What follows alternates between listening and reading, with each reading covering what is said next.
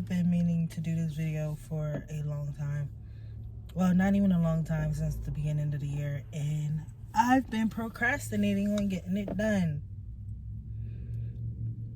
I don't know why. I just have been. So I decided, you know what? We're going to put our words into play and just get it done. Let me tell you what I learned in my 1 year of being a barber. So let's get into this. So number one, my mentor says this a lot. First thing, don't wait on the door. Do not wait on that door for any barber. I don't care if you're a female barber, a male barber, anything. Don't wait on the door. Always make sure you're out passing cards, advertising, marketing, things of that nature. Never wait on the door, because if you wait on that door, you'll become handicapped to that door, meaning if you're not getting a lot of walk-ins, especially now in January, for the fact that January is the beginning of the year, a lot of people are not getting a haircut. You will be stuck, like jacked up, because you're waiting on walk-ins. So basically, go out, pass out your cards, or post on Instagram, and go out and meet new people. So rule number one, first thing I learned, do not wait on that door. Always pass out your business cards. Always make sure that you are going somewhere. Even if you're like out in the club somewhere, pass out your business card. Second thing, this is more for my female barbers, not really as much for my male barbers, and you'll see why I say this. But second thing, as a female barber, every guy is not going to want to sit in your chair at all. Every guy will not want to sit in your chair. You will know those guys, because those guys will look at you funny. Like I have it, so in my shop right now, because I'm still building the clientele, a lot of the guys, if they're extremely busy and there's a walk-in or something like that, they'll say, oh, she good, you can go to her, she knows how to cut. And I've had responses, a couple of different responses. Guys will be like, can you cut? Like, and with the face, like, can you cut? Or I'll get the, how long you been cutting? Or I'll just get the guys that will just come out and say, you're a female. I don't trust females with my hair. Yes, it sucks. It hurts, but you'll get over it. What I'm going to say is, for every one guy that says, oh, you're a female, who believes that having a pinkus means you can cut, there's going to be 10 other ones who will just love you because you're a female, who will come to you because you're a female. Because those 10 guys who will come to you because you're a female, they understand the concept of, you're a female, you know what other females like and want, so I want you to cut my hair. Don't worry, not every guy is going to want to sit in your chair. And for those guys, don't force them. Please do not force them, because if you force a guy or try to talk him into it, oh yeah, sit in my chair, I'm good, da, da, da, da, what he is going to do is literally critique you on a level that he won't critique another barber, a male barber. And he's going to tear you apart. Trust me, I've done it. And even though the cut came out good, like my mentor has said the cut came out good, other barbers have said the cut came out perfect, because this guy, I don't know, he wasn't confident. He nitpicked my cut. So yeah, if they're, don't push it. I've literally gotten to the point, because that was at the beginning. So I've gotten to the point of, as soon as a guy shows any hesitation on sitting in my chair, after I can tell you, I know how to cut. If there's any more hesitation than that, then it's, all right, well, there's other barbers in here, you can go. I was saying, number two, if a guy doesn't want to sit in your chair, don't force him. Not every guy is going to want to sit in your chair. For that one guy who don't want to sit in your chair, there's going to be 10 more who's going to sit in your chair and love you, and yeah, will love you and tip the crap out of you because you will be one of the best barbers that they had. Number 3, this one is really like, it's more on trusting your instincts. But go to a shop that shares the same morals as you. I'm not gonna lie, being at a barbershop, you have to remember, as a female barber, you have to remember you are in a male-dominated world. Meaning, it's nothing but guys, and they talk about guy stuff. Trust me, they talk about guy stuff and guys talk. And you don't want to be that female that's like, don't say that, don't say that, oh, I'm here, don't say that. No, let them be guys, let them be in their space. You don't want to mess up their space because you're there. I let the guys in my shop talk. They talk about everything, and that's why I tend not jump in the conversation. But make sure you have the right, like, their morals match your morals. You'll notice their morals when you have a conversation with them. They'll say some things, and you'll be like, oh, bro, chill. And if it gets to a point where they don't even care, like, then that shop is probably not for you, sweetheart. Yeah, make sure that their morals match your morals. Because being in a shop where their morals do not match, you will have a horrible time. You're going to come in, you're not going to feel creative, you're not going to want to cut there. If you don't feel safe or you don't feel valued, then don't be there. So that's number 3. Go to a shop that matches your morals.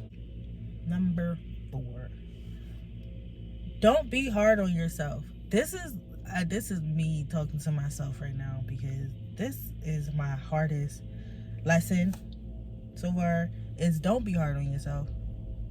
You, as a barber, and crazy part is veterans even tell me that they still do this, and they've been cutting for years.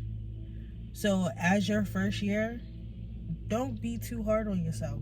Always be willing to learn. Okay? Always be open to learn, but don't be too hard on yourself. For every cut that you see, I have pictures in my phone where it's like, I don't feel like I did my best on that cut, or I did my best on them braids, or I did my best on this. This wasn't my best work. And because I'm constantly critiquing, I barely like post, which is a problem. So yeah, don't be hard on yourself. You're always want to, in your cut, when you cut in, like, this is what one of my OGs told me. When you're cutting, you're always going to pick out, you're always going to nitpick on yourself. You're always going to pick out something that was wrong with that cut. Like, ooh, that line wasn't blurry enough, or that it was a dark spot right here, or another barber may pick this out. You have to also remember, not everybody is going to see the things that you see, but because it's your work, you're going to always pick out something wrong. That's for any creative being, period. As a creator, as an artist, we are all sensitive about art, like Erykah Badu said. Now keep in mind that I'm an artist and I'm sensitive about my shit. So don't be too hard on yourself. Know that it is good and put it out. Put your work out. Show people. And you'll always hear me say my mentor, but like he says, he's always like, some people want to see your journey. Some people want to just see how you're progressing. Because my cuts from when I was starting out at the clips and my cuts now look completely different. Completely different. So yeah, don't be too hard on yourself. You're learning. This is still your first year. This is going to be your first year. So learn. You're also going to learn a lot of other things while you're cutting, like how to be personable, or how to talk to clients, or how to fix cuts. Because your first year, you're you're gonna mess up on a lot of cuts. I'm sorry, I'm trying my hardest not to cuss. I cuss like a sailor. But you're gonna mess up on some cuts. You're gonna have some parents that's gonna be like, that's not what I wanted. Or that's not da-da-da-da. You're going to mess up. But you gotta remember, this is only year one. So give yourself that space and that time to mess up without the judgment of yourself. Give yourself the space to grow, because in order to get better, you're going to have to mess up. So don't be too hard on yourself.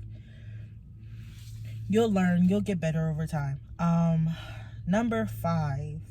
This one is a big one. This is really big, especially for somebody entering the barber game. Please be mindful of the company you keep.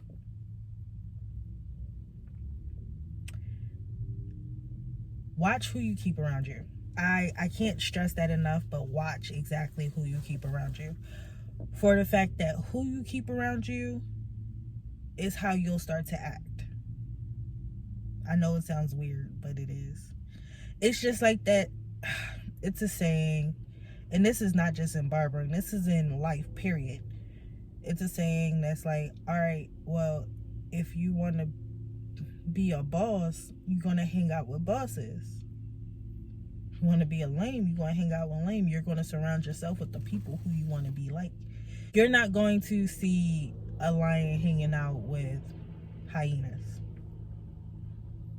He's going to hang out with other lions because that's who he wants to be. That's who he is. So yeah, watch the company you keep. To break that down a little bit more in the barbering state, is there are different types of barbers. Meaning, you have barbers who only cut hair because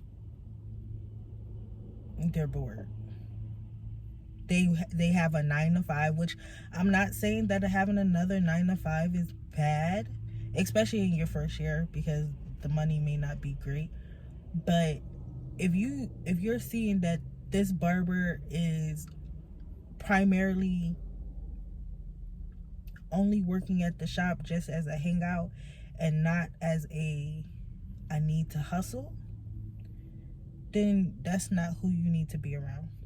If you are watching yourself hanging out with a barber who is slacking, and I mean like slacking as if he's coming into the shop at 11, 12, 1, 2, 3 o'clock in the afternoon and leaving at like 9, 10 o'clock at night, you don't need to be hanging out with that dude. You don't need to be hanging out with that barber, because his focus is not cutting. His focus is just having fun. And I'm not gonna lie, being a barber, you can make a lot of money. This is a industry where it's very fast money.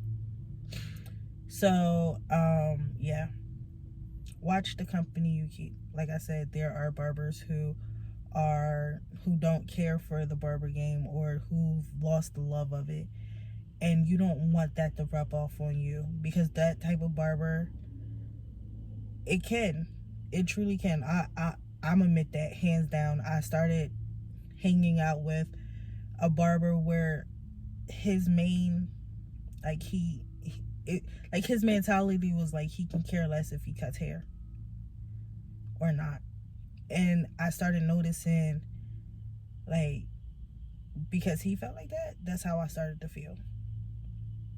And then I started noticing, like, I kept thinking, like, all right, well, I need to go get another job because I'm not making enough money, because da da da da. But what was wrong was the fact that, like, me and him wouldn't show up into the shop until, like, later in the afternoon. Like, that's a problem. When I first started cutting, I was getting to the shop at 8 o'clock in the morning, making sure the shop was clean, making sure my stuff was straight, getting those early morning walk-ins. And it stopped because I started hanging out with him, and he made me feel like, all right, well, going to the shop that early is just retarded. But then you'll have barbers where it's like, all right, well, cutting hair is everything for me. And like their books is busy. Like those barbers, they won't come in on their, like if they don't have customers, they won't come in. But their books, when they do come in, is nonstop. Like all day, nonstop. So hang out with those barbers. Like those, I want you to try to seek out those barbers who love cutting, who cutting is basically their life. They don't see anything else but cutting. The barbers who don't see anything else but cutting are also barbers who are very business savvy and will help you progress in your journey as a barber. No lie. Like I have a couple barbers in my circle right now where they make bank, and it's just not on cutting. I mean, like they have multiple businesses that they don't work for anybody else. They just work for themselves. And because those multiple businesses that they have on the side runs themselves, all they do is cut, and they love it. So yeah, definitely keep in mind. Definitely watch the company you keep. I'm sorry, I can't talk, but definitely watch the company you keep so you can be successful. Number 6. So number 6 is a hard one.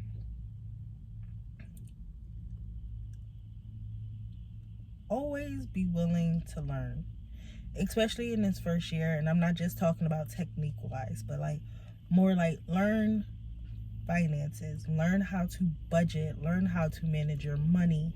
Because if you're coming from like me, like how I said I came from a corporate and I'm used to getting $1,400 every 2 weeks to making 100 or 100 something to 200 a day, and it's cash, oh trust me, it's hard.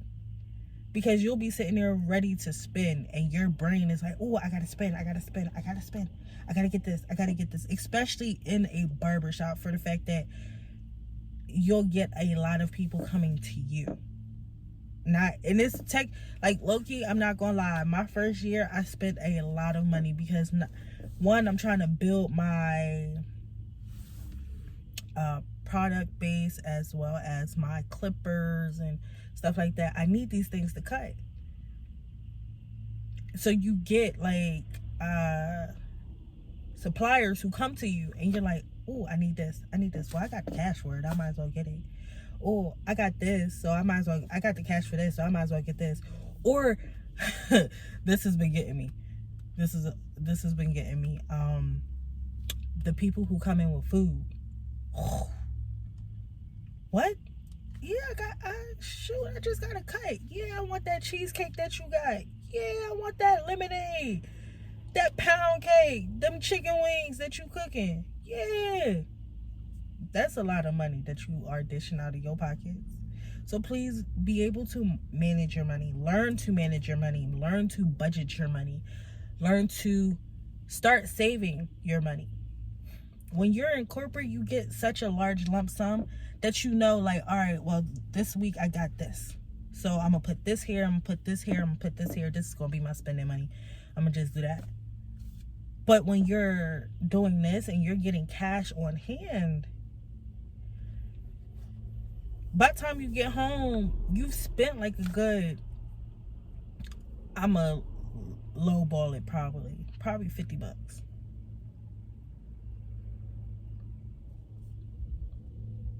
You probably spend like a good 50. Mind you, if you're making 100 that day, or you're making 150, you're home spending. You only brought home 100 because you already spent 50. So learn how to budget, because if that's the case, if you learn how to budget, what you could do is like, all right, this money's gonna go here. I set this amount aside so I can spend at the shop today. If that means getting clippers, getting snacks and stuff like that. But yeah, learn how to budget and set money aside for certain things, so you're not dipping into your bottom line of money. And what I was actually told, like one of the guys, like when going back to number 5 of watch the company you keep, one of the guys, he said, yo, you really won't actually get a hang of your finances until like the middle of year 2, where like all of your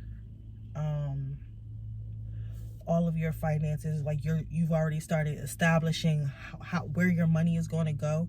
And as I learn more about that, I will start talking about finances, and because I'm personally still learning about it. Like, all right, you need multiple accounts, you need a business account, you need a personal account, you need to start paying yourself, you need to start saving taxes, you need da da da da. Because I'm still learning that, I can't go into full detail about it now. But that's what I learned, is you need to learn how to budget and manage your money. Because if you don't, you will constantly be going to the shop just to pay this one bill. That's how another barber told me. He's like, you should not go to the shop to pay.